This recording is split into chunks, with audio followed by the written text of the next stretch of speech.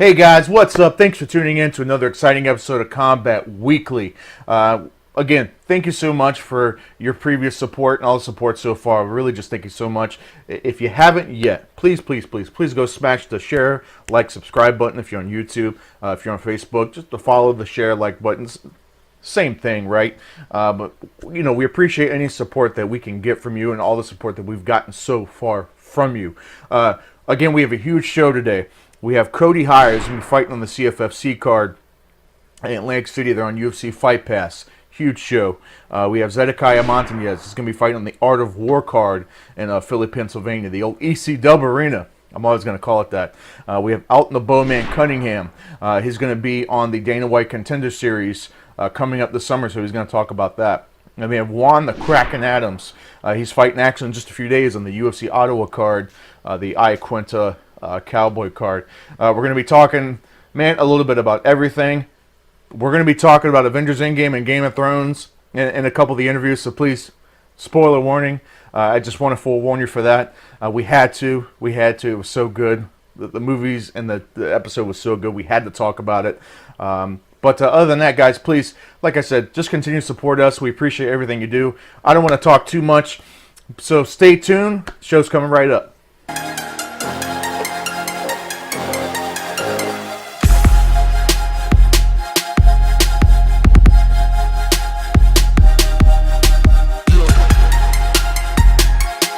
Welcome back to the show. Cody Hier, welcome to the program. What's going on, man? Hey, what's going on, buddy? How's everything? Hey, it's going good. So last time we talked to you, Cody, was right after the MMA Pro League show. You defeated Gabriel Ruiz. That was back in September. I guess tell us, man, what have you been up to since then? Because here it is now. It's almost May. You got a big fight coming up for CFFC 74 on the 17th in Atlantic City. I guess huge fight. Yeah, huge fight. Tell us the timeline, if you don't mind. Can you tell us what have you been up to since then? My life's been crazy the last few months. Ever since that fight, I've just been focused on, getting better, training, all the natural stuff, taking care of my personal life, all that stuff, making sure you got money in the bank and can continue to live the dream, Yeah, for sure. That's pretty much it. So I guess how did you get hooked up with CFFC? Just like I got hooked up with MMA Pro League, Daniel. Daniel has opened all my doors for me. Okay. He's not only just an amazing coach, he's an amazing mentor. So it's definitely great to be able to have these opportunities because of Daniel. Yeah, 100%. So last time we talked, you were going back home to Michigan. How did that all? Did you ever get a chance to go back home, or have you just been training and all that stuff? Yeah. No, I did get to go back home. It was nice to catch up with my family and friends and everything, and I'm looking forward to going back after this fight too. So yeah, it was amazing. Thanks for asking. I'm glad you remembered that. Yeah, man. I tell you what, man. Some things are like a sponge, and some things aren't. I tell you what. If you asked me what I did 2 weeks ago, it ain't happening. But stuff, right. For some reason, stuff like this, there's like a file system in my brain. If one of the guys, little facts. Yeah. Don't ask me how it works. I don't know how it works. It just works. I'm the same way with movie quotes. I can remember Ace Ventura, and I haven't watched it 10 years. Yeah. I just start busting out quotes, and people, I don't know. Yeah, I get it. I understand. Yeah. So I guess tell us what's special about this fight, man. It's going to be aired on UFC Fight Pass. It's going to be live, in front of the whole world. Yeah. What better place to, showcase my skills and try to get myself another W. And a place you're familiar with, right? Because it's at the Hard Rock. Such a beautiful venue. Such a beautiful venue. I believe it's in a different it's in the area. It's in the amphitheater, yeah. Okay, yeah. The amphitheater where they hold all the concerts, yeah. Yeah. Man, those guys, man, Robert Haydack and all them, man, they put on a good show. They've I've watched the last few fights, man, and wow, it's the production value and everything is just, it is on point. Right, yeah. I'm super honored that they allowed me to be on the card. Rob and Arias and everything, they put on the best show, the best regional show in the world, hands down. You know what I mean? They got UFC level production value. Yeah. They got UFC levels. They keep to like a high UFC level standard, and that's what. If you want to, I've always ever since I was in high school, I always referenced my high school coach. If you remember that too, he always told you, you want to be a champion, hang around champions. You want to be a national champ, go where the national champs are. Just be in the environment, be in the atmosphere, and that's what that'll happen for you. And putting yourself in a high production show. They treat you like you're top level, and it gives you a feel. So when you get to the UFC, you're ready for it. It's no shock. You understand what the big shows feel like because you've already experienced it. Right. You know what? And that's a good point. And like you said, the old cliche, iron sharpens iron, right? That kind of applies to this. And like you said, Right. by the time you've already, maybe it kind of helps you get through those, what do they call it? The UFC jitters, right? Because you're all the lights and everything like that. I can only imagine what that's like, man. But let's kind of. I'll let you know in a few years. Yeah, let me know, man. I'm telling you. Don't forget us little guys over here. Never. I will not forget anyone who's been with me. Just like you're one of my boys, you and Nick. We appreciate that, man. You're one of our favorites too, man. Oops, I shouldn't say Appreciate that. it. I shouldn't say that. We're not biased. We're not biased. Okay, we're not biased. It's okay. It's okay. We're not biased. No, you're part of Kohai Nation, so. That's right. That's right. We're proud of it too, man. So let's talk about some good stuff. We were just talking about it a little bit before the show. I want to get your thoughts on Endgame. I know you saw it. You know I saw it.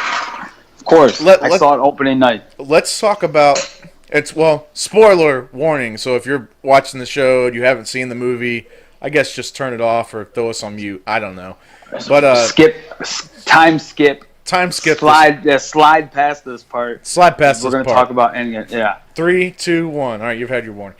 All right, let's talk Spoilers. Spoiler alert. So I guess let's talk about. Maybe not. I don't want to go over the whole thing, man. But I'm going to tell you a part that, for some reason, it bugs me in my brain. Okay. And I've asked a couple people about this. We're going to start with cons first. Okay. I like it. Yeah. So, and I love the movie.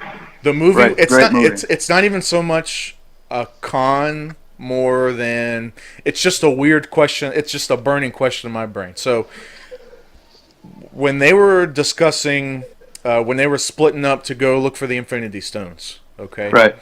So they're in their little war room talking about, who's going where, blah, blah, blah. Right. I want to know, when they picked Black Widow and Hawkeye, Ronin, whatever you want to call them, when they picked them to go grab the Soul Stone. Right. Nebula was there. I want to know, why didn't Nebula explain to them or tell them how that was going to go down? Because when they got there and Red Skull told him that one of them was going to have to make the sacrifice. Right, they acted super surprised, like they had no idea. And somebody said, well, how would Nebula know? But Nebula knew. If you remember back in Infinity War. Yeah, because she was there when after Thanos killed Gamora. Right. She understood when Thanos didn't come back with Gamora, she knew exactly what happened. Right? Right. So like I didn't even think about that. She kind of hosed them out. Yeah, why wouldn't she speak up? Why wouldn't she say, "Hey, look guys, hey, FYI, one of you guys ain't coming back." Yeah, or maybe she did off camera and that's why those two went. No, because they were surprised. They were shocked. Yeah, they were surprised. Yeah, you found a hole in the story. Good at you. Isn't that? It's just I don't know why that it stuck with me, but I remember thinking just because that's context, it's continuity. That's you got attention for detail. That's why I didn't catch that. I didn't even think about that. I was just so stoked to be there in the movie, watching it, and it's like for sure wrapped up in it. I loved what they did with Thor. Thor was amazing. Yeah, fat, lazy, drunk Thor was amazing. Fat Thor. And the fact that he was playing video games, it was incredible. That part where, oh my God, Meek, Krog, Meek and Krog. Oh my God, what his name is. When Meek was on he's like, Thor, this guy called me an asshole again. Dude, I was rolling. And then Thor got on the headset and started talking shit to a 13-year-old kid. Oh my God, dude. Yeah, that was amazing. That was amazing. I tell you, it definitely wrapped up a lot of things to me, and it was a great movie. So I mean, I don't want to Right. Any con I have, it's really minimal. Like, it doesn't affect my overall. You gotta dig for it. You're digging for it. Yeah. I understand. Yeah. But some of the time travel, the way they explained it, Right. some of it didn't quite make sense. Or, like, for instance, another thing too was when they were asking at the very end, when they were talking about, well, why can't you use the stones to go grab Black Widow back?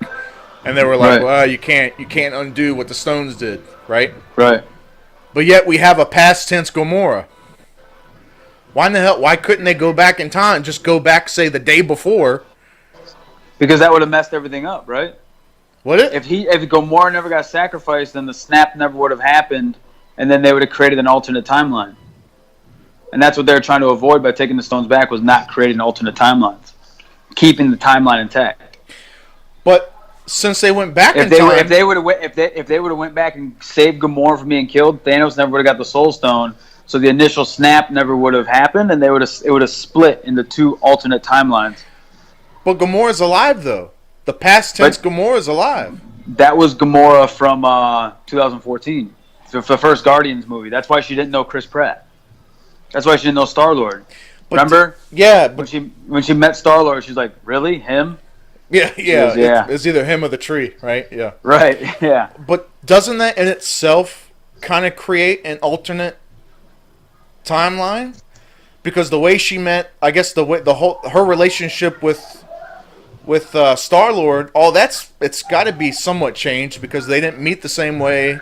They're not going to interact the same way.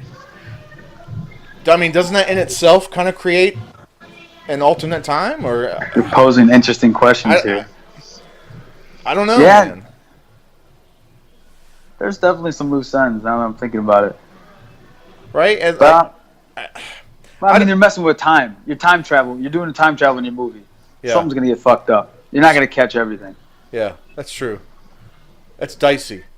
Right. But you know what? I take that back. The only other, I wish Hulk. I get it. Hulk got the snap. Hulk. Yeah. I wish Hulk fought. Yeah. Got his rematch with Thanos. Yeah. Yes. No. Yes. 100%. Yes. I wish that happened too. Yes. I wish he would have got his payback. I wish. Exactly. Like, I like Professor Hulk, but I agree. I wish we would have got, like, or at least Banner would have stepped back and let Hulk take over again. You know. And go after Thanos. What do you think? Oh, here's one. Here's one. I got a nitpick. Just because, like, I'm thinking about it. We're gonna in Infinity War, when they were fighting Thanos, when he had the stones, Thor was beating Thanos. Remember? Yeah. But in this movie, everybody before he had the Infinity Stones was getting their asses kicked. Remember? Yeah. He's beating the shit out of Thor, but he was losing to Thor in the last movie when once he had the Infinity Stones also. Remember? Yeah. That's the only thing I caught that I was like, shouldn't Thor be fucking him up right now? Well, you got to remember too. You almost kind of have to look at it. I think some of it was affected because Thor was out of shape. No, seriously. Maybe that had something to do with it because he wasn't full power Thor. He was kind of like, he was out of shape right off the couch Thor. He wasn't, I don't know. Thor is amazing. Yeah, no, he really, yeah. I think that's why too, because I think because the combination, if it would have been Thor, because ever since Ragnarok, Thor is like, when he really discovered all his powers, when he had the lightning shit shooting out of his eye, Right, when he awakened his true power. Yeah, when he awakened. I think that Thor plus Iron Man and Cap, I think it would have been a short battle scene. I think it would have been a short fight. How about when Cap picked up Mjolnir? Yes. How the fuck was that? Mjolnir. Yeah. Mjolnir. Yeah. That shit was sick. That was sick. That was cool. Cap was putting it to him for like a hot minute. Yeah, he was. With that hammer and the shield combo. He smacked the shield back into him. That was so sick. When Thor was yielding Stormbreaker and Mjolnir at the same time, and he was just right. Wah. And then he threw Cap. He's like, you can have the little one. Yeah, you can have the little one. What else? The ending. The ending. I just wish they would explain more. With Cap going and bringing back all the stones, and then him kind of getting old and Yeah. all that stuff. I wish they would explain to that more because Cap's not supposed to age. So I'm wondering if in the comics he actually gave himself the serum so he could age Right. at one point, and then he ended up taking the serum back and came Right. back and was Cap again. But They just had to find an ending because if you think about it, they go into Phase 4 with Iron Man and Captain America still alive. Yeah. Spoiler alert: Iron Man dies. If you haven't seen it yet, go fucking see the goddamn movie. What's wrong with you? Spoiler. But think about it though. If they did a bunch of Phase 4 movies and they were alive, Yeah. people would be like, "Yo, where the fuck's Iron Man? Where's Captain America? What the fuck?" So they had to do something to maybe maybe he did give himself the serum when he was back there, you know? Yeah. Back in time. You never know. It was all in all amazing movie. Better than anything I could have done. 100%. I tell you, and it hit you. It hit all the right feels, man. Like it had some funny Right. parts. It had some parts where I was like, "No, please, no," you know. And I'm sitting there and I'm like, you know, I'm like, "Are you crying?" And like, I'm not crying, man. This is no. No, yeah, it's incredible. Yo, speaking of so real quick, I'm gonna switch gears on you. Yep. Speaking of twists and turns, and I'm assuming you saw Game of Thrones. Yes, sir. You're all caught up. I'm caught up. Yo, Battle of Winterfell, when Jon Snow was pinned down by Viserion. That shit was crazy. I thought. I thought they were gonna tease. I thought we were gonna get like Viserion blow fire on him and show that he's not gonna get burned because he's Targaryen. But no, we didn't get that. But that episode was insane. I didn't even think about that. That's a good angle. I didn't even think about that. I for sure thought they were gonna do it, but they did not. And Ghost is still alive. He's in. You can catch a glimpse of Ghost in the next trailer. Yeah, apparently a lot of people People rage. Yeah, people were getting upset about that. What'd you think about Arya being the one to kill the Night King? I like it. I liked it. I'm sorry, think about it. It was good. I like how this show So I went and recently started rewatching them all again, like getting catching up and everything. Mm-hmm. And they foreshadowed so much in this show. There's so many things that get like when Robert Baratheon told Ned Stark, "Let's join houses." They was talking about Sansa and Joffrey, but now it's Gendry and Arya. You know, like they foreshadowed so many things in this show. If you go back and rewatch it, you're just like, "Oh shit, I forgot they said that." It's amazing. No, those guys who wrote that show are so smart, and I hope that those two venture off and do more projects, not even like outside of Game of Thrones. Like if they got involved in Marvel or DC, holy shit. Oh yeah, they'd be awesome. You know what? I'm really excited for the spinoff because they're talking about. Now I don't know if it's a spinoff that I know they're making, but I know they were talking about at least 2 spinoffs, and one of them is going to be the prequel to the Night King, and talked about how he became the Night King. Really? I didn't hear about that one. I heard about the one that was going to be about Aegon the Conqueror. Okay. When him and his 2 sisters came and took over Westeros. Okay. That's the one I heard. The one I want to see though is Robert's Rebellion. Okay. I want to see young Ned Stark and Lyanna and Rhaegar. That's what I want to see. Yeah. I would be so stoked for that one. That'd be sick. I wish this episode, and I understand because there's only 6 episodes in the season, but I hate that. I almost wish the battle was split up into at least 2 episodes. I thought 2 it was hour-long episodes. Yeah, I thought it was almost too much to handle. Like it was almost too much information because you're trying to keep up with all these little mini battles going on, with all the different people, and you're like, okay, they're over here fighting, he's over there fighting, I almost felt like it was too much to keep up with. I get it because I know the main battle is going to be with Cersei's and for the Iron Throne. Like I know, she's so fucked. Yeah, well, she's fucked. See, I don't know because how much of the army? How much is left though? We're gonna find out in a few days. Yeah, how much is left? How much is left? Drogon's left. That's all that matters. Drogon's left. Yeah, that's true. That's true. I don't know, man. I don't know. It's gonna be insane. It's one of the best shows of all time. I'm super stoked about it. Yeah, I was late to the party. I had friends tell me about it for forever, man. I guess about 2 years ago. Right. Okay, it was right after Wait, you just seasons. started watching it 2 years ago? Yeah. So, well, it was right. Whoa. Well, hold on. Let me get my time right. It was right after season 6 had just ended. Okay. Okay. I caught up that summer. I watched everything from the beginning to the end of season 6 Okay. in like 2 months, and then by the time season This 7 came out, I was on caught up to that. So, I just finished. I just caught up all 7 seasons again. Rewatched them oh wow. in a month. Do you know what I find myself doing, man? I'm watching. Speaking of like TV shows, I'm off on a tangent here, but speaking of TV shows, I was huge. I tell you what, some of my favorite shows was like Breaking Bad, Sons of Anarchy. Incredible. I Those, never got into Sons of Anarchy. oh I man, never got into it. I heard it's I loved amazing. it. I can go rewatch it. It's on Netflix. I loved it. I love it. But I just revisited. I just started Breaking Bad over again, and I'm I'm going to throw you a curveball. Hmm. There's a show that I've watched season 1 to season 10 like 6 times. Okay. Can you guess what it is? It's from the 90s. X-Files. No. Give you one more guess. Season. It's you're I'm trying to think of. all 10 seasons. I've Some- watched it through like 6 times in completion. I'm It's trying like my go. It's like my go-to show. If like there's nothing, I can't find anything, and I'll just put it on. Like I'll train, and then I'll go watch. I'll like come back, watch. Like what's 3 the episodes. genre? Like, what's the genre of it? It's a comedy. 10 seasons. Seinfeld.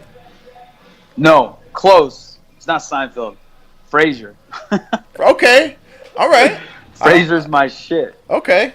I used to get down on some Frasier. I was never like, I don't know if I can tell you like, I don't know episode names or like I this know or that, but everything. yeah, I used to watch. Oh my god. I used to get. Yo, down they're on gonna Frasier. they're gonna start coming out with new episodes. No. Kelsey Grammer had an interview. They're working on a new like plot for them, like a reboot. Not a reboot, but a continuation. Isn't the dad? Isn't he passed away in real life? He did. Yeah, he did. Okay. Yeah, he did like a year ago now, I think. Oh wow. Yeah, but Wow. I watch Frasier all the time. That's my shit. That's funny, man. That's funny. All right, so yeah, guys, we're kind of got a little bit off track here, but look. Yeah, sorry. Bottom We line, talk all the time. go see Avengers. Hopefully, you didn't just Watch listen. Game of Thrones. And watch Game of Thrones too. Catch up with that because it's absolutely amazing. And I tell you what else is absolutely amazing is Cody Hier, Kohai over here. His fight coming up at CFFC May 17th in Atlantic City. It's going to be on UFC Fight Pass. So there's no excuse not to see it, even if you're not in the area. There's no excuse. Look, man, Cody, like I said, man, we wish you all the best of luck. And I know you're going to put on a show. And I appreciate it. yeah, man. I appreciate it. Any shout-outs or anything you want to give before we head out? Just always my team, everyone at Henzo Gracie Philly and EEFC. I couldn't do this without my coaches, Dana Gracie and John. Mike, my strength and conditioning coach. Mike knows all the time we put together, and John knows all the time we put together, and Dan knows all the time we put together, and of course my training partners. I wouldn't be here without my team. So without my team, this isn't possible.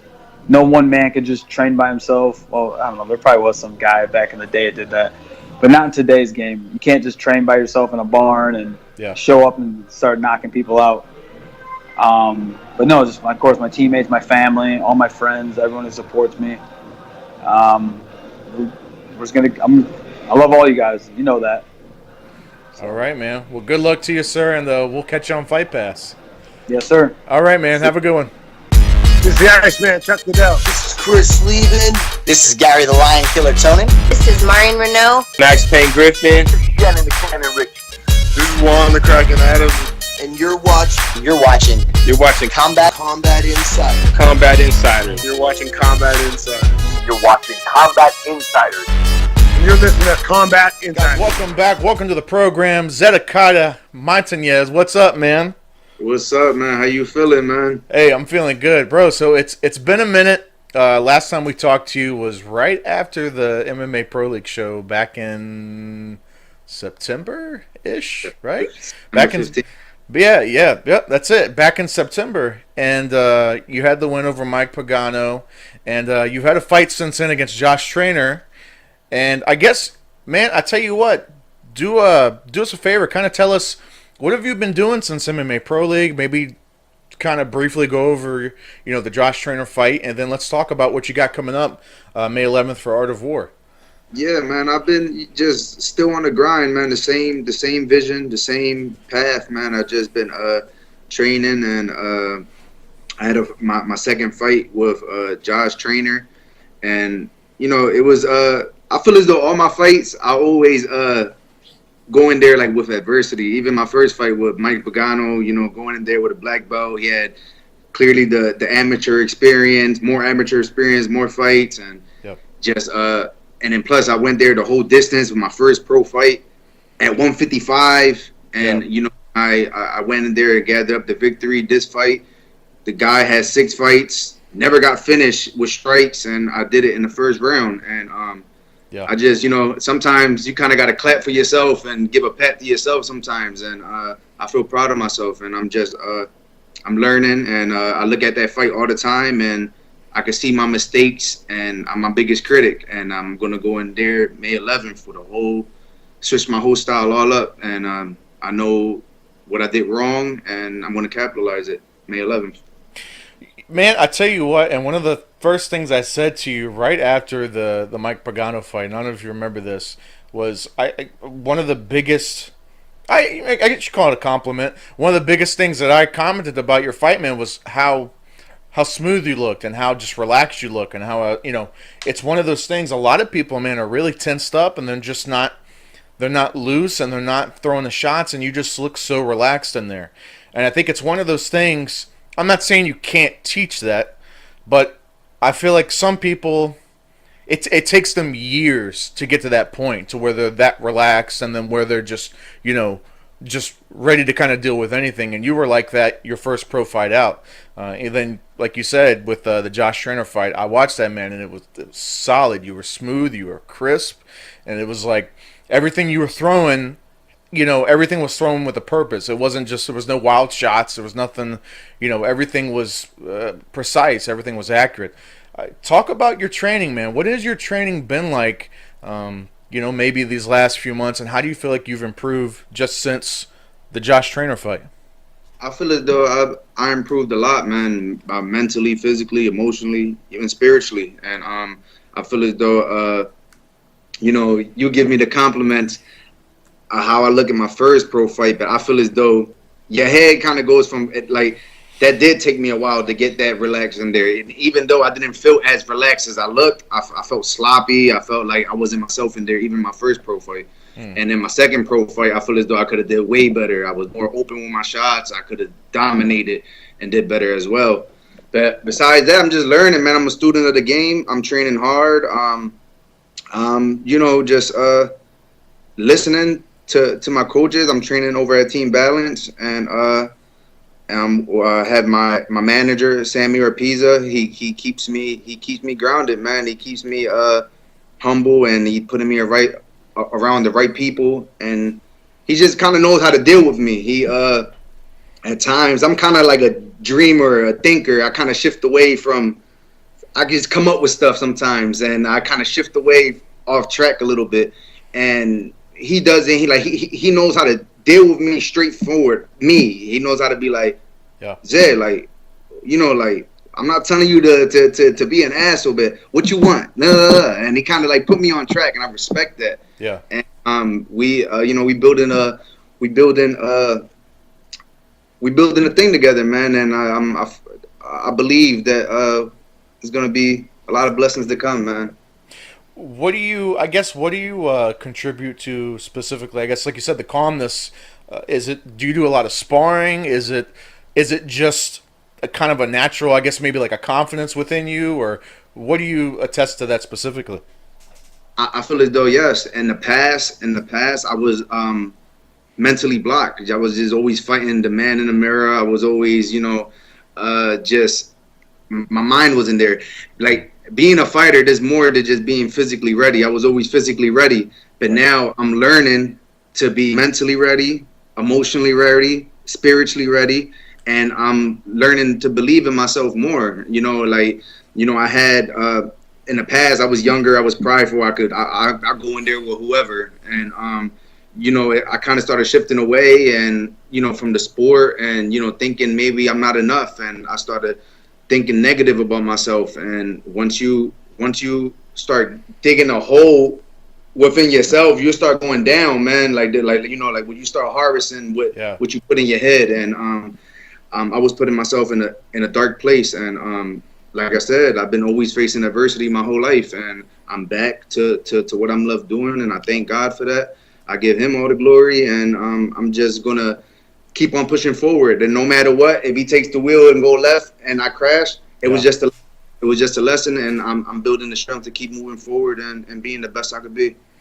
Yeah, man, that's pretty inspirational, and I see it on your social media. I see you post stuff all the time, man, like these little one-liners or just little stuff like that, and I'll kind of catch it. And I'm like, oh man, yeah, that's cool, because you're right.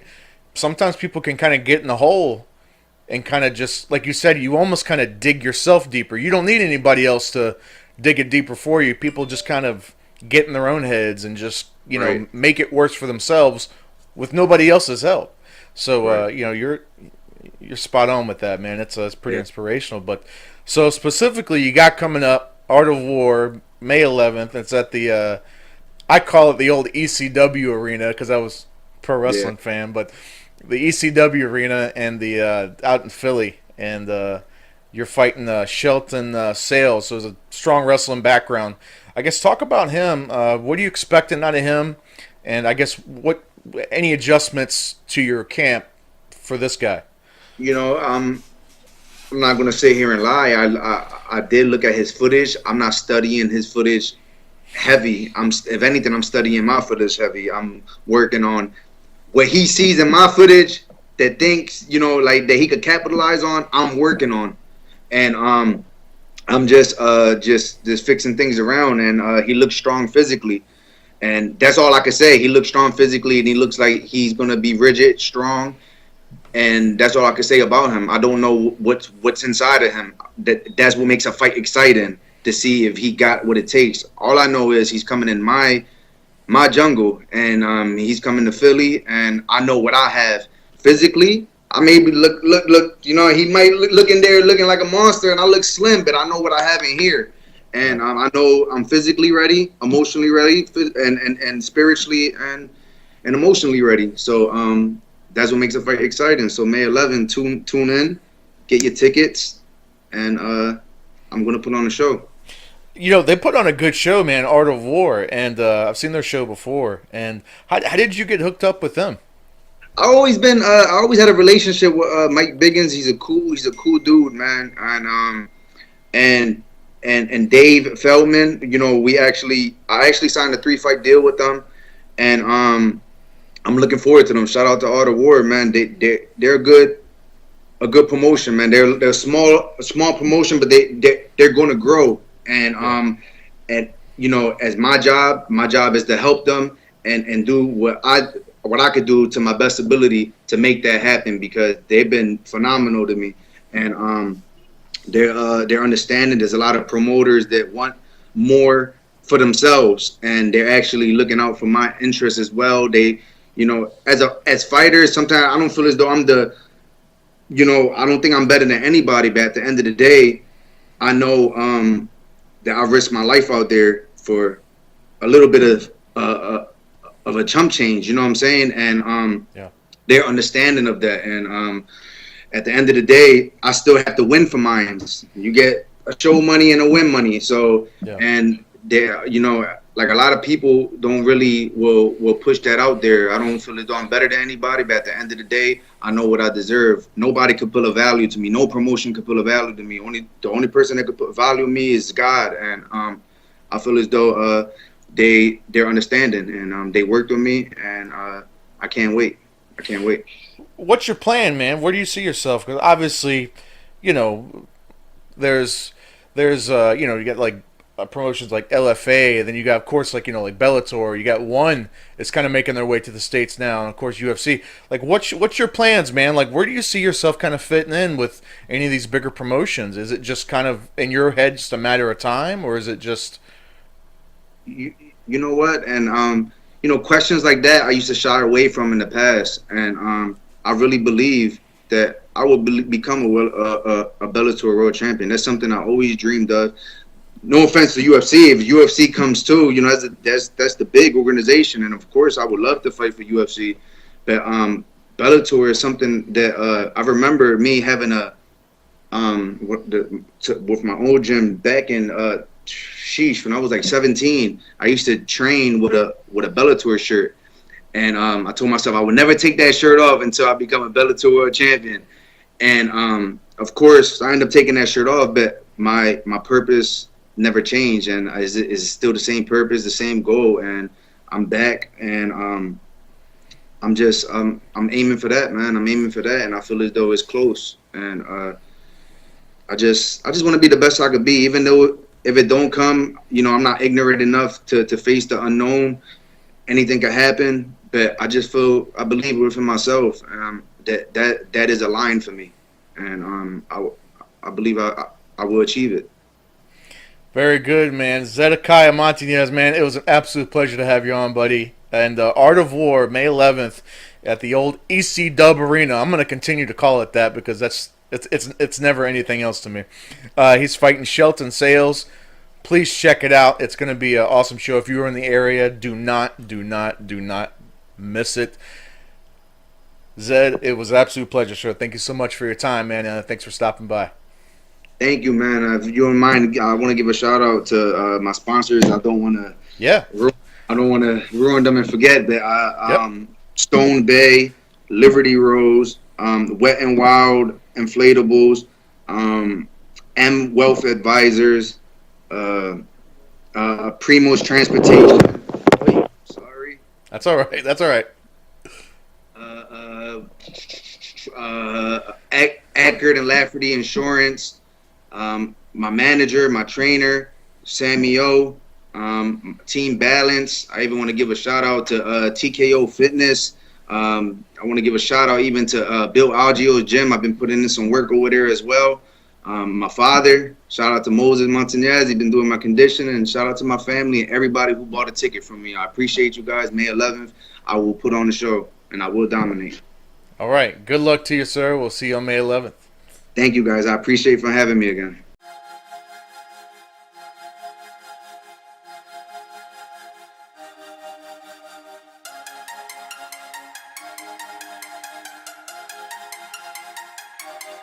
Let's welcome Alton the Bowman Cunningham to the program. Alton, what's going on, man?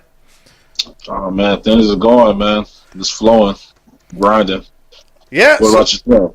Hey, we're doing good, man. We're rolling. We're in, we're in Mexico. We're in England. We're doing all kinds of stuff, covering all kinds of crazy shows. So, definitely, definitely blessed, man. We can't complain. Last time we talked to you, you had just fought, I believe it was BJ Lacey for Pure FC.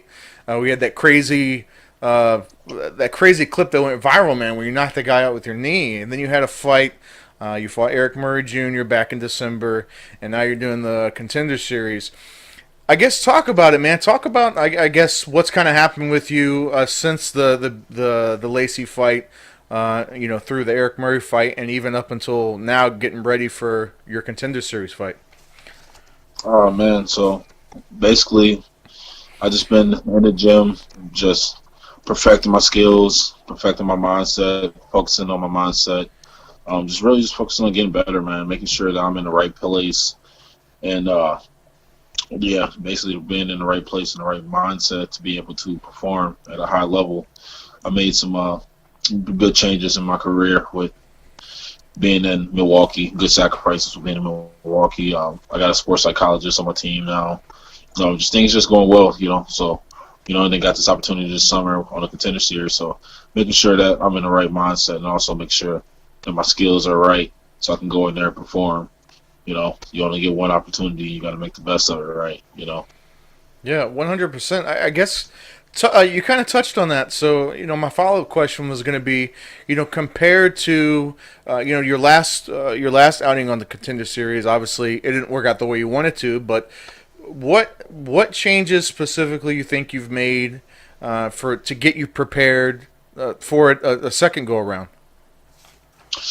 Just my mindset, being in the proper mindset. I don't think I wasn't really enjoying the process as much as I am now.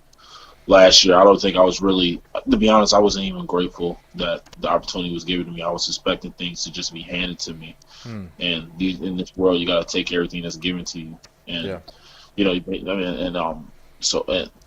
and for me, I've just been in, just really, like, as I mentioned, I keep touching on my mindset, but I really just been focused on being in a proper mindset to be able to compete and waking up every day and being able to enjoy what I do.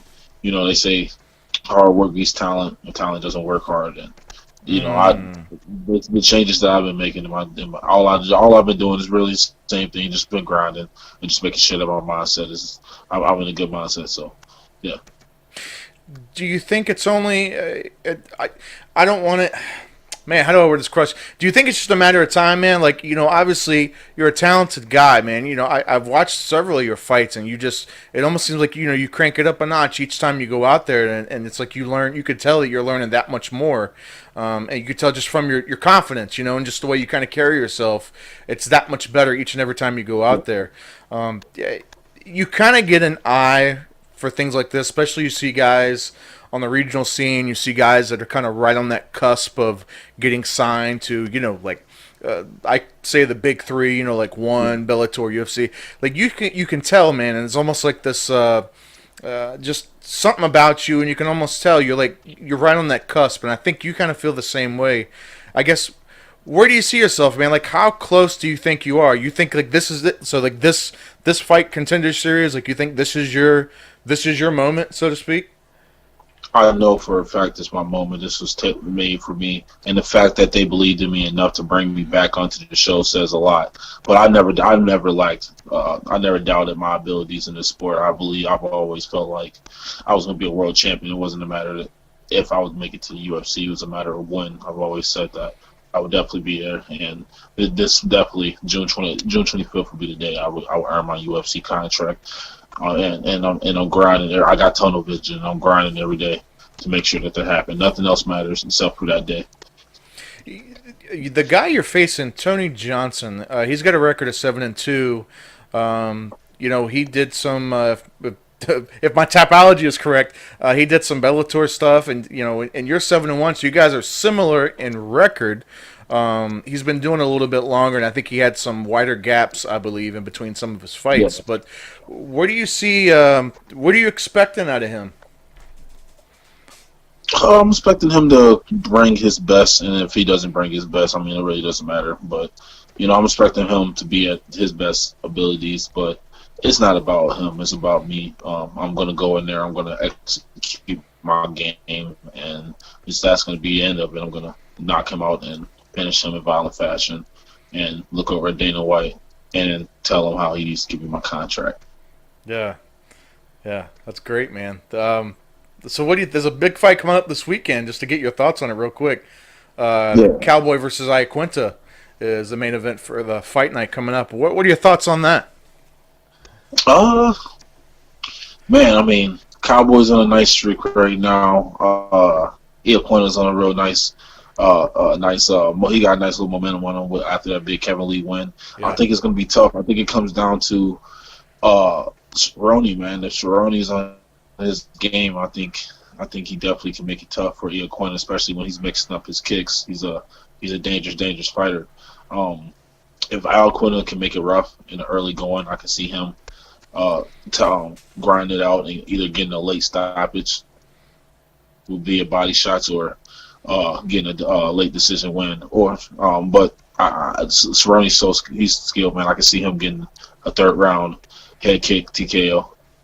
So I'm so torn on that fight, man. Oh crap! If I had to put my prediction in, I'm gonna go Cerrone. Okay, it's tough, right? Because I think one of the things that a lot of people don't give Cowboy credit for is his bottom game, and because we don't really see it. We don't really see a submission game. Iaquinta's not going to take him down. Iaquinta, I doubt Iaquinta. Iaquinta's going to look and stand in the box with him and put his hands on him. He's a slugger, man. That's a slugger. You think it's a mistake, though? You think it's You think No, because I think that's his game, and if he implements it right, he can definitely take it to Cowboy. But I believe he can't sit back and coast. Otherwise, Cowboy's going to mix in. He's going to use that jab. He's going to start mixing in his kicks. So he's going to definitely have to smother and pressure him with his boxing, get inside, make it dirty, hit him with some body shots, and come back up top. And basically beat him up like he did to Kevin Lee. He can definitely run. He can win the fight, but yeah, I don't know if he'll be able to keep Cerrone. I don't know if he'll be able to implement that game for all 5 rounds. I mean, so we'll see what happens. I can see him winning, but I'm going with Cerrone. Yeah, you know what? I kind of lean towards Cerrone, but there's also, like I said, another point was I'm not sure that I prefer Cowboy at 170 versus 155. I just Really? Yeah, I just think that he seems like he feels better at 170. Like you can tell in his fights, like the fight with Mike Perry. It was just, I think he just seems like he feels better. I feel like he moves around better. There's probably more power behind his shots. I mean, I don't know. Maybe he feels fine at 155. I don't know, but I'm not a huge fan of him cutting down to 155. I mean, when it comes to the top 5, I'm sure he feels better, not cutting that weight. But yeah, I mean, his best chance of getting the world title is at 155. So last time, like if my memory serves me correctly, and it probably doesn't because my memory is terrible sometimes, we were talking about the Brock Lesnar DC match. And that back then, so that was months ago, and they were talking about it then, and now today they just announced that Brock Lesnar confirmed that he's not coming back for sure. He's retired. Yeah. So the fight's not happening at all. It's over. It's done. And maybe I think a lot of people are kind of secretly happy about it because, it kind of rubbed a lot of people the wrong way, and with him getting that immediate title shot, and I get it. But now they're talking about giving that immediate rematch. Well, not immediate, but giving that rematch to Stipe. What do you think about that? Man, I mean, he cried the whole time, but he got it. Can't knock the guy. He sat out long enough, and hey, they gave it to him. But I'm surprised. I felt like he could have gave that fight easily to somebody like Ngannou or Junior Dos Santos. But definitely, I felt like Ngannou should have got that title shot for sure. Especially after beating Cain Velasquez, I just think that it devalues Cain, the significance of a win over Cain Velasquez, arguably the greatest heavyweight of all time. And right. He finished him, so I felt like they dropped the ball on a big fight with that. And I felt like Stipe should have took another fight, and then he got the title shot. But hey, he's got it now, so. I'm in agreement with you on that. I think I thought the right fight to make was Ngannou and Stipe again. I think that would have been maybe the right fight. The Ngannou DC. I felt like the Ngannou should have got the title shot. I don't see who else they would have get. I mean, if they were going to give the title shot to anybody, I felt like Stipe should have took another fight. He hasn't fought since last July. Right. And he just been sitting up this whole time. So. I think it's weird, right? Because that fight, the fight with him in DC, it wasn't like it was a close fight or anything like that. He got caught, and that was it. The whole immediately asking for a rematch kind of thing, I'm okay with it not happening. I'm okay with that rematch not really happening because just the way it went down. I'm kind of in the same boat. I think Stipe should have took another fight. Yeah. I don't know. Like I said, I think I probably would have liked to have seen Stipe and Ngannou, although I get the argument for Ngannou going straight up for the title shot. I'd be okay with that too if that happened. I'm good with that too. I don't know what happens. I don't think Stipe. It's tough, man, because they say Stipe, he was the longest reigning heavyweight champion, or he had the most title defenses, but really that just meant, what was it, 3 fights or something? It's just no one had defended it more than like 3 times, and he surpassed that, which I'm not taking anything away from Stipe because he's great. I like Stipe, but I don't know, man. Yeah, I think maybe he should have took another fight. with like a JDS again or Ngannou again or something like that before. Yeah. I don't know. I don't know what DC does now. Other than that, I mean, I guess that's it, right? If he fights Stipe, he doesn't want to fight past this year. What else is left for him? I mean, is it Nothing? I mean, he's probably got one more fight after that. 2 more fights at best. Do you even want to see if it happens, if it came up, a DC Jones 3, possibly a heavyweight? I mean, well, yeah. I mean, just because they're selling. I mean, those two, they're gonna always be at each other's neck. So yeah, I'll definitely see it. I watched the DC Stipe too. I mean, it'd be an interesting fight, but I mean, I just felt like Stipe didn't. I just feel like with him sitting out with the weight, he doesn't deserve it, but he has it, so it is what it is. Yeah. I like I said, I'm definitely in agreement, man. I think he should have took another fight. I just, you don't know what to do with those guys because that division, it's just kind of weird right now because you got JDS has been on a little tear now, and then you got oh man, what's that guy's name? You got oh Jesus, he just oh man, he just beat Justin Willis. Corey oh my God, not Corey. Oh, I know what you're talking about. You're talking about Blades. Who's the guy that just beat Justin Willis? Yeah, Curtis Blades. Yeah, Curtis Blades. That's it. My apologies, Curtis. Yeah, Curtis Blades. You got him kind of in that mix too. He's kind of in that top 5. I think top 3. I don't know what his ranking is, but I think he's up there. He's got to be in the talks. Well, I don't think so. Just because he just got knocked out by the guy in the rematch, and he turned around and beat Willis. Yeah. So the guy was definitely higher than him. So I would put Stipe higher than him still. Yeah. There's a couple fighters you can put higher than him, but he's definitely he's a contender for sure. Yeah, it's tough. That's a tough division, man. That's a real tough division. Yeah.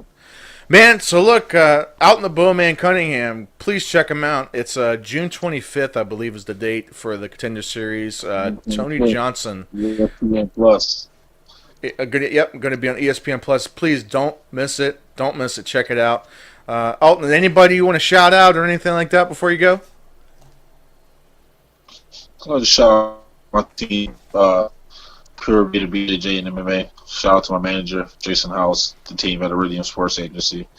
That's about it. Check me out on Instagram at Alton the Bowman, Facebook Alton the Bowman, Twitter Alton the Bowman, and follow my journey.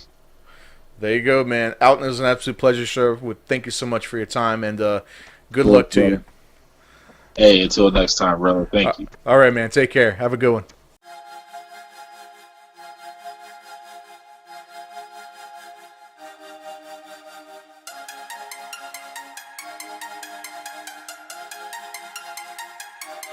Welcome back to the show. We want to welcome Juan the Kraken Adams to the program. Juan, what's up, man? Nothing much. Just getting the last bit of weight out, but ready for it to be Saturday. Yeah, so talk about that big fight coming up in Ottawa, right? Ottawa, Canada. You're fighting, oh God, I don't want to butcher the guy's name. It's Arjan Bueller, right? That's how you say his name? Yep. Okay, I just want to make sure. But, so it's real wrestling heavy guy, so he's 8-1 record. He's got a pretty decent record.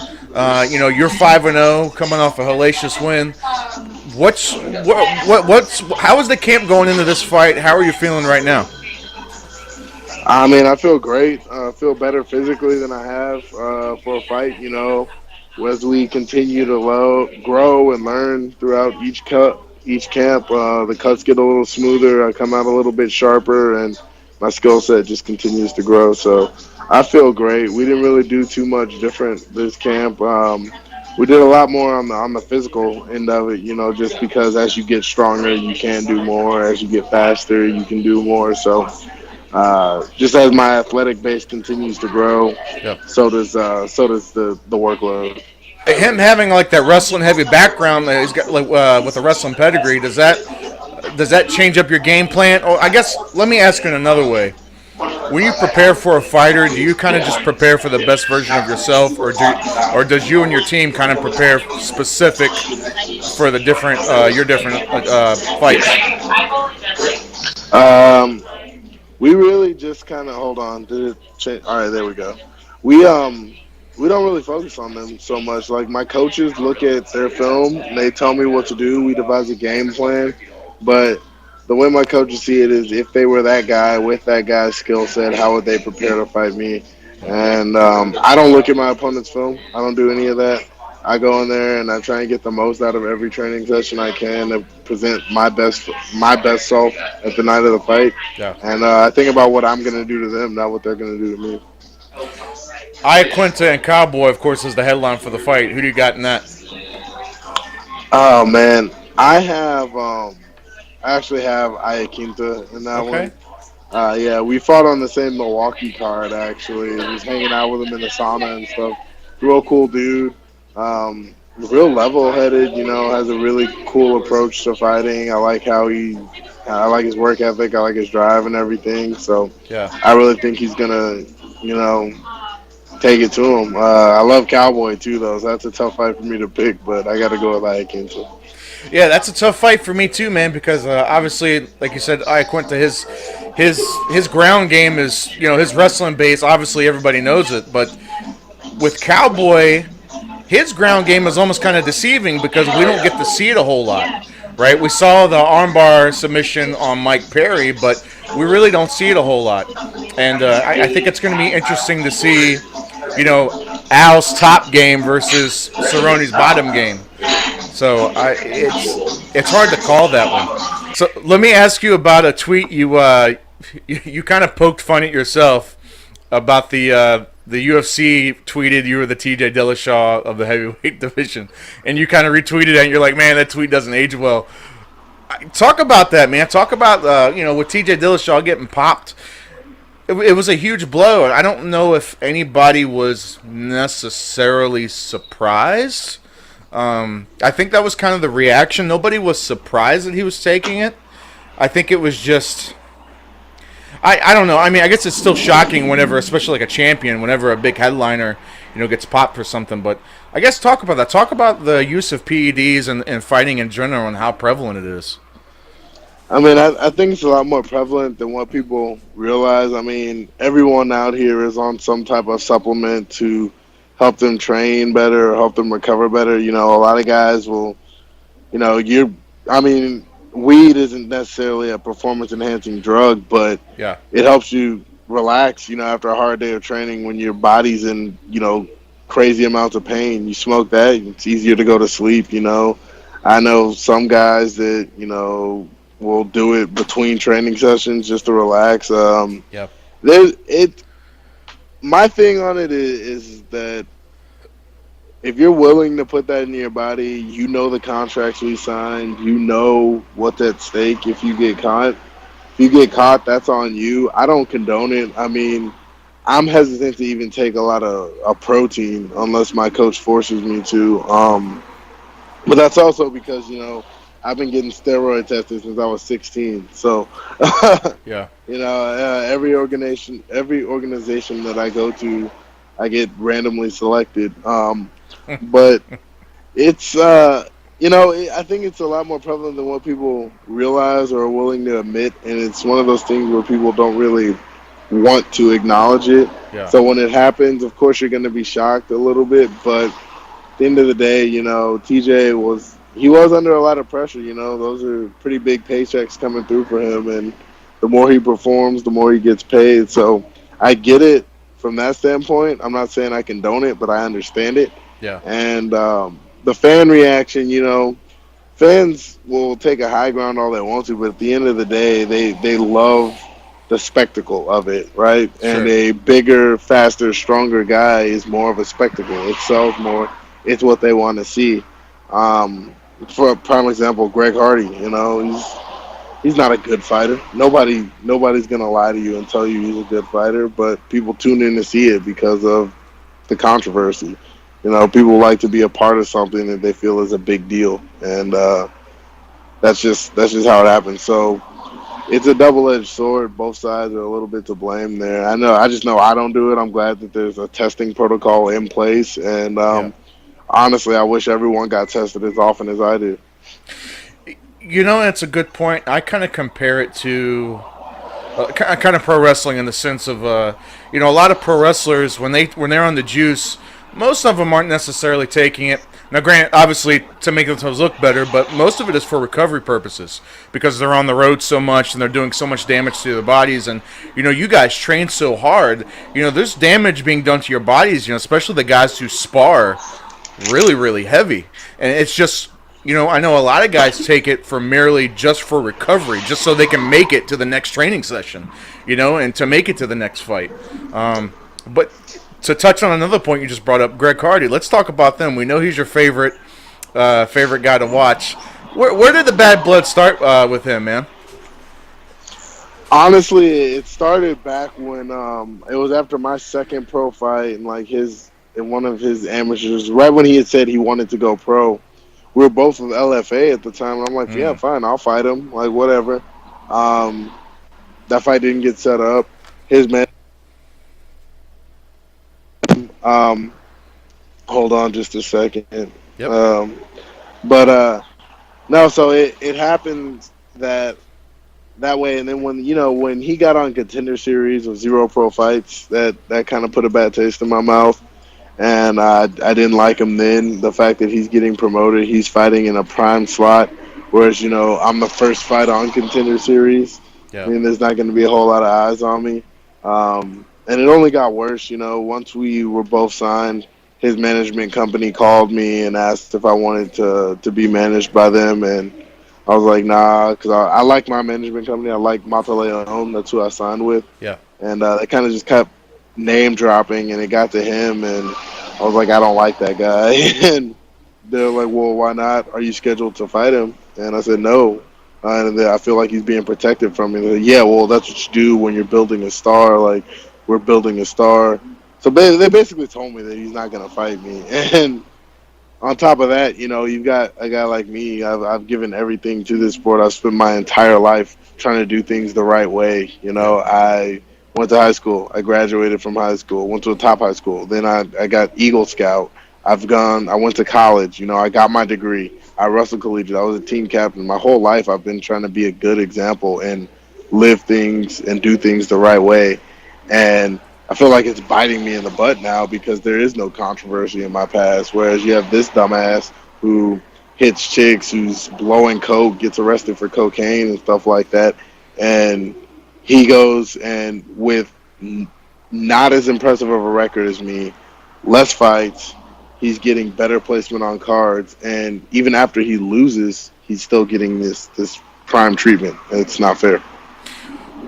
I guess, where do you think the prime treatment kind of emanates from? You think it's more like his management team kind of pushing certain things? You think it's the UFC saying, we kind of see a star in this guy because he's got the football background and all that stuff?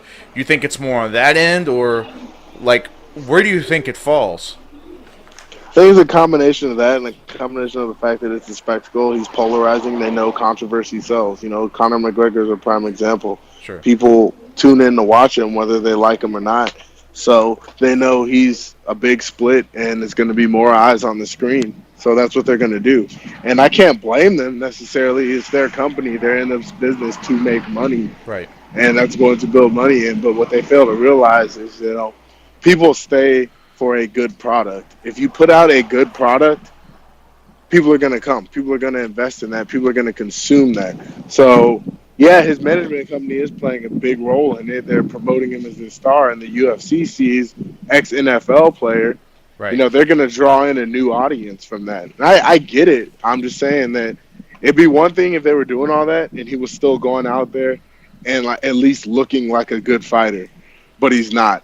And then you bring in the fact that they're bringing in bums for him to fight. Like when they signed an 0-2 guy in the company to come and fight him, that's ridiculous to me. So, what did you think about the fight from this Saturday of his? I know a lot of people, the word that everybody uses is just strange. It just seemed like a weird fight. The guy who fought it was weird. Like, it was almost like, I would never say, I don't want to say fixed. I don't want to use that word, but it was just strange. It was like he was purposely backing up, as in he just like he didn't want to fight to begin with. It was really strange. What did you think about it? He was definitely brought in to lose, and I thought it was a stupid fight. It was a horrible fight. You're gonna market this guy as a Sambo black belt, and you saw the takedown that he shot on him. It was horrible. Yeah. I mean, that's worse than a high school takedown. And then you have the guy calling himself a pro fighter, and he cowers after getting hit one time. Come on, man. It was just ridiculous, and I didn't like it. I didn't even watch it, actually. I refused to consume any card that Greg Hardy's on because that's my power as the consumer. So I just refused to buy it. But I saw the highlight on Twitter afterwards, and it cracked me up, Do you think you and Hardy happens? Do you think it has to happen eventually? Maybe the more you keep talking about him, you think it's kind of inevitable that. No, I feel like he's never going to. I don't think he's going to last long in the company. People are already aware that they're giving him bums, so you're either going to keep feeding him bums and making him this like sideshow attraction, or you're going to give him the legitimate fighters and. They're just not going to do that. I mean, if they do truly believe he's a champion, that's my end game. We're going to have to collide eventually. But I don't feel like he's at the end of the day, I feel like Greg Hardy's career is going to be remembered as a publicity stunt by the UFC. Let's switch gears. I saw you post about it, so I'm going to ask you about it. Game of Thrones. Do you watch Game of Thrones? Yeah, I've seen every episode. All right. So I guess we can talk about spoiler. We're about to talk about Game of Thrones. If you haven't seen it, turn away now. What did you think about this last episode? I thought it was great. I loved it. It was a little dark, but I feel like they shot it with a cinema viewing in mind. Didn't realize people were going to be watching it from their home TVs. But it was good. I feel like they left out a little bit of explanation, so it did feel a little bit jumpy at times. Yeah. But other than that, man, I was very pleased with it. I kind of had the same feeling, not to sound cliche, but I thought it was. I watch it on I've got a huge, pretty nice little movie room, and it was still dark on that, and it was just some parts were kind of unwatchable, and I'm kind of squinting, like especially the scenes where like before they really started getting to fighting, when you couldn't see like the like the undead from a distance, you couldn't see them from a distance. And, like, that first wave of guys came crashing in. I'm like, I don't even know what's going on.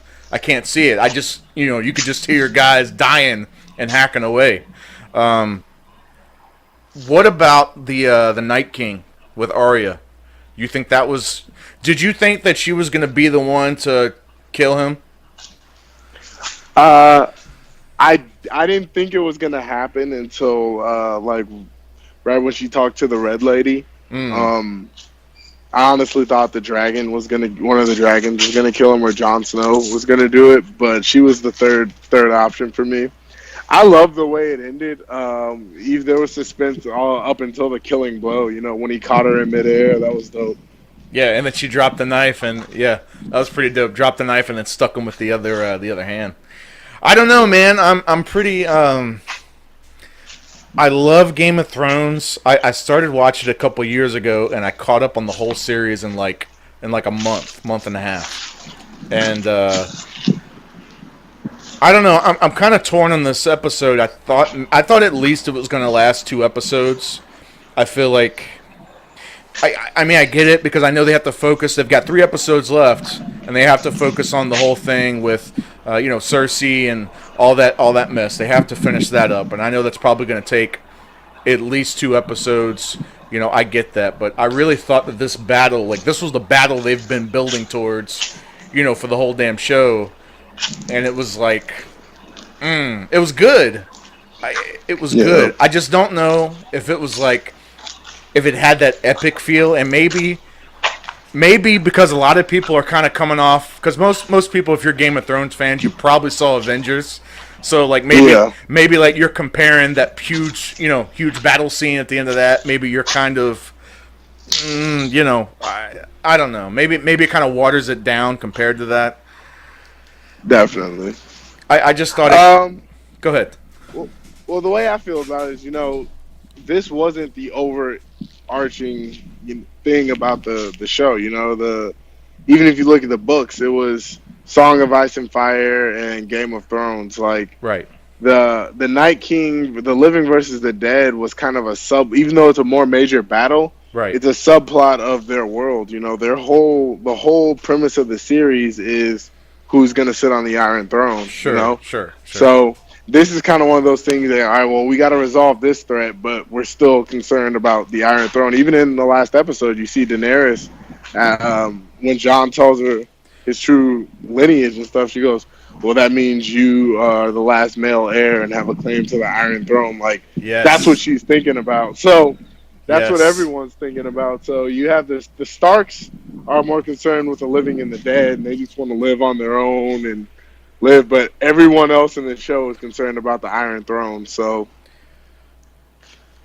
I tell you what, that was a cool little moment because you kind of saw, you could still tell, you know, Daenerys and Jon, like there's still that connection. But as soon as he said that, it was almost like she kind of, you saw that pull back in her face, and it was kind of like, what the fuck is this? yeah, You know? exactly. And she was like, I'm paraphrasing, but she was, you know, how convenient is it? The two people that told you was your brother and your best friend. They're the ones that told you that you were going to be king. That's pretty, that's pretty convenient. I don't know, man. I don't think John's going to end up on the throne. I don't know who. I don't think it's John because I feel like it's too obvious. He doesn't want it. You know, I feel the way the show's going to end is the Starks and Jon and all them are going to go back to Winterfell or go beyond the wall since the wildlings aren't a thing anymore. Yeah. I feel like they're going to go take the north and leave the rest of Westeros to, whoever wins that war. But him and Daenerys probably won't work out. I think that, the Starks and Jon, who's Aegon Targaryen, are all going to go to the north and then leave the rest of whatever's left of Westeros to, Daenerys and the Unsullied and all them. Well, plus the fact whether they're cousins or nephew and aunt or whatever the hell they are, right? Yeah. So, that's just not working out. I guess while we're talking real quick, Avengers, what do you think about that? Dude, I loved it, man. I thought it was great. Yeah. The only thing I didn't like was the whole little, it's not even a big complaint. It was just the little girl power scene in there was kind of whack to me, but... It was a little too... it was a little too... Forced. It was a little forced. Yeah, hey, I just want to make it clear, I'm all about all that, diversity and all that stuff. I've got no problem with it whatsoever, but it was just almost a little too much, and I don't know. For me, it's like this. Okay, so with Wonder Woman, right? The entire premise of Wonder Woman and the island of Themyscira, it's very feminist, right? But it's part of the story, right? So when you see all those themes in the movie, it's like, okay, yeah, cool. That's part of the story. Yeah. And Marvel's always been pretty diverse. They've had a lot of gay characters, a lot of minority characters, and Captain Marvel is a female. She's one of the, if not one of the most powerful members of the Marvel universe. Dark Phoenix, another thing. Yeah. Phoenix. Yeah. Most powerful entity in the Marvel universe. Yeah. So that's not if you keep it to the story, but the fact that, where they try and kind of force it in there where it's, she's got help. Okay, y'all weren't that crucial in the comics. Calm down. Yeah. So that's my thing. As long as it's close to the comics or at least funny, I don't have an issue with it. But it was, other than that, it's not even a real complaint. I saw it and I was like, seriously? Really? Why this right now? But it was a great movie. Well, let me ask you this, too, because this has been bugging me the entire time. And again, it's not a huge complaint. It's just a little nitpick thing. So, when they were, right before they went to go and look for all the stones, right? Before they separated and they were game planning out. So, just imagine they're game planning out and they were separating themselves, divided up into teams to go get to go get the stones. Okay. So, when they talked about Black Widow and Hawkeye or Ronan going to get the Soul Stone, I want to know why it was never discussed with them what was going to have to happen. Now, because before that, only Thanos was the one that knew. He's the only one that no. Well, remember, Nebula knew. When Thanos, as soon as Thanos came back and he didn't have Gamora, she knew exactly what happened. She understood what the Soul Stone was. She knew how. That's true. Right? So because remember the scene back when, in Infinity War, she was like, she put 2 and 2 together. She's like, oh shit, Gamora didn't come back. That's what happened. So like, Nebula was there. So I'm thinking like, in all this planning, you mean Nebula didn't speak up and was like, hey guys, by the way, one of you is gonna have to die. So I'm just saying. I don't know. Again, I feel like I feel like that's why those 2 were sent, because they're the only 2 that have that connection. Yeah. Anyone else, it would have had to be a family member or a wife or something, and they're not part of the Avengers. So yeah, I get that. Yeah. I also don't get that. My other issue with it was, that when Gamora was taken by the Infinity, they're like, oh, it's not something that you can undo. But the one past Gamora traveled to the future, that one stayed. So they could have just done the same thing with the previous iteration of Black Widow, But it's Thank you. Weird. Thank you. Yeah, that was another point. Yeah. Thank you. Yeah. He was like, oh, it can't be undone. I'm like, wait a minute, but Gamora is what? What do you mean? I don't understand. I don't understand that. Unless the only way I can wrap my head around it was... Well, no, because this still doesn't make sense, because I was about to say, well, what if when they went back to the past, it never happened? It didn't actually happen, but then, like you said, it can't be undone once you get there. I don't know, man. I don't know. Yeah. But it was a great movie, man. Man, I don't want to keep it too long, but with all this Avengers and Game of Thrones talk, we kind of got off topic a little bit. But, man, I tell you what... we're happy for you, man, and we're pulling for you. You're fighting UFC Fight Night, ESPN Plus. It's going to be all the way up in Canada, up there, up in Ottawa. And I want to ask you about this hashtag, too, before you go. Arjan put on his Twitter, hashtag Slay the Kraken. What are your comments on that real quick? I mean, he's got to say something to hype himself up. I'm not concerned about it. He's thinking way more about me than I am him, and it's a harder fight for him than it is for me. So a lot of people have made that up, and none of them have been successful. He knows how to lose, and I don't. So just going to give him a little reminder Saturday. There you go, guys. Everybody check him out. Juan the Kraken Adams, like I said, catch him this weekend. Don't miss it. Juan Adams, it was our pleasure. So thank you so much for the time, and good luck to you this weekend. Thanks, man. Have a good one.